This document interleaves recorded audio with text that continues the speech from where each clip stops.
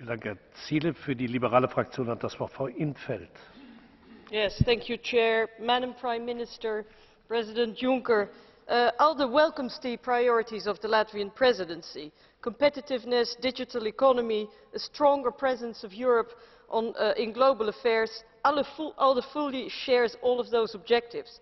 But how serious are priorities if there is such a huge backlog in the Council, so many legislative proposals still pending, and so many blocked for many, many years?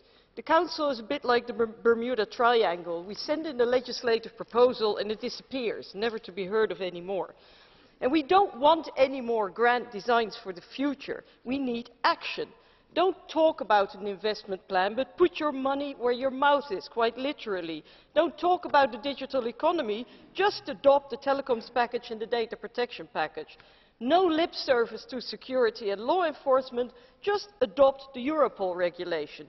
Don't talk about democracy, just adopt the transparency regulation. Let's stop talking and deliver. The Council is a legislator, so legislate. If no agreement can be found on a proposal, then Council should simply decide to reject it and not keep it pending forever. Now, ALDE welcomes the special summit on the security package next month, and we consider that sharing information must be the first priority. It must be stepped up drastically. It shouldn't ever happen again that attacks take place and we realize afterwards that the killers were known to the intelligence services. That is unacceptable. We've built a huge haystack of personal data, but information is not being shared. And information that's not being shared is useless information. ALDE wants real security for citizens, not fake security and politics of symbolism. On the particular issue of PNR, the facts are PNR data are being collected and shared in Europe today. They are available to law enforcement and security authorities, so I can reassure those who are worried about that. But there is no proper legislative framework with all the required legal safeguards. A vote was taken in Parliament in the LIBE Committee on the proposals of the Commission, and they were deemed inadequate. So now the ball is firmly in the court of the Commission and the Council. They should present a revised proposal and adopt the Data Protection Directive as quickly as possible. And not just ask Parliament to vote again and again and again and again on identical proposals until you get the outcome that is to your liking.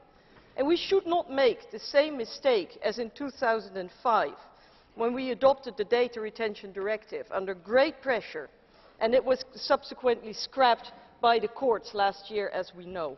We cannot afford to be sloppy again, in particular when it's about our security.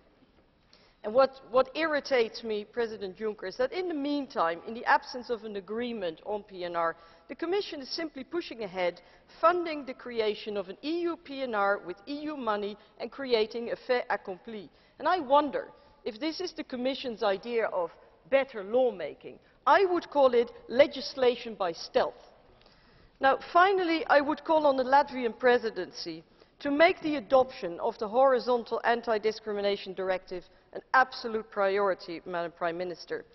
Adopting a European law, finally, after so many years, on equal treatment would really be the best possible answer to the homophobic and derogatory remarks of the President of Latvia on LGBTI people and the Euro Pride event in June this year in Riga.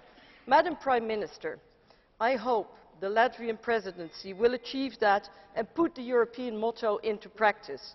We are united in diversity, and I see you agree. Thank you very much. Vielen Dank, Frau in 't Veld. Das Wort hat jetzt für die GUE-Fraktion Herr Papadimoulis. Ευχαριστώ, κύριε Πρόεδρε. Κυρία Πρωθυπουργέ, άκουσα με προσοχή την ομιλία σας για τους στόχους της Λεττονικής Προεδρίας. Δεν άκουσα να αναφέρετε ούτε μια φορά